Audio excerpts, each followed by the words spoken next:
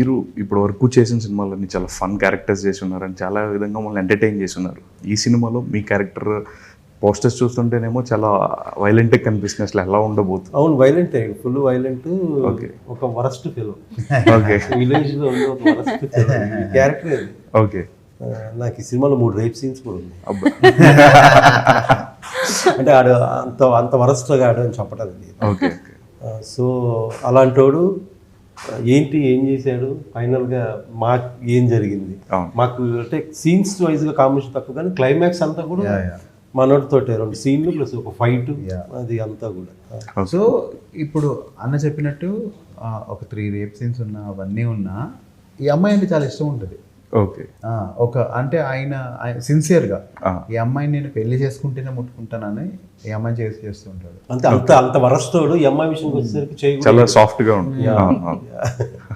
మీ character వాళ్ళిద్దరు చెప్పేశారు just మీ role ఎలా ఉండబోతుంది అనేసి. అంతా విలేజ్ బ్యాక్గ్రౌండ్. విలేజ్ ఒక పల్లెటూరులో ఒక పల్లెటూరు అమ్మాయిని చూస్తే ఎలా అనిపిస్తుందో అట్లా కూల్గా మంచి అమ్మాయిగా కనిపిస్తాను. ఈ మధ్య బ్యాక్ టు బ్యాక్ మీరే కనిపిస్తున్నారు. ఏ ఇంటర్వ్యూస్ వెళ్ళినా మీరే ఉంటున్నారు, ప్రెస్ మీట్స్ లో కూడా మీరే అనిపిస్తున్నారు.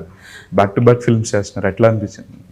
చాలా హ్యాపీ అనిపించిందండి. అంటే కొన్ని మొన్న రీసెంట్లీ రిలీజ్ అయినది కూడా అది 2021లో తీసాము.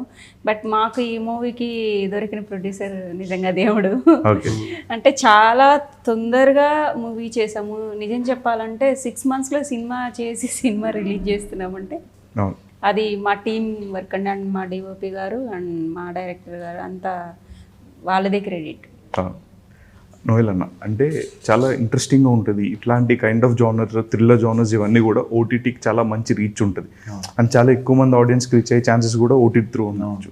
సో ఇనీషియల్గా థియేటర్కల్ రిలీజ్ అనుకున్నారు, లేకపోతే ఓటీటీ అనుకుని అవుట్పుట్ బాగా వచ్చిందని? ఇప్పుడు ఒక డైరెక్టర్ కానీ, ఒక ప్రొడ్యూసర్ కానీ, ఒక యాక్టర్ కానీ వాళ్ళు వెండి తెర మీద చూసుకోవాలనే ఉంటుంది బ్రో. అంటే ఓటీటీ రావడం మన అదృష్టం, అది ఒక లైబ్రరీ. అది ఎప్పుడైనా మనం తిరిగి చూసుకోవచ్చు సినిమాలు.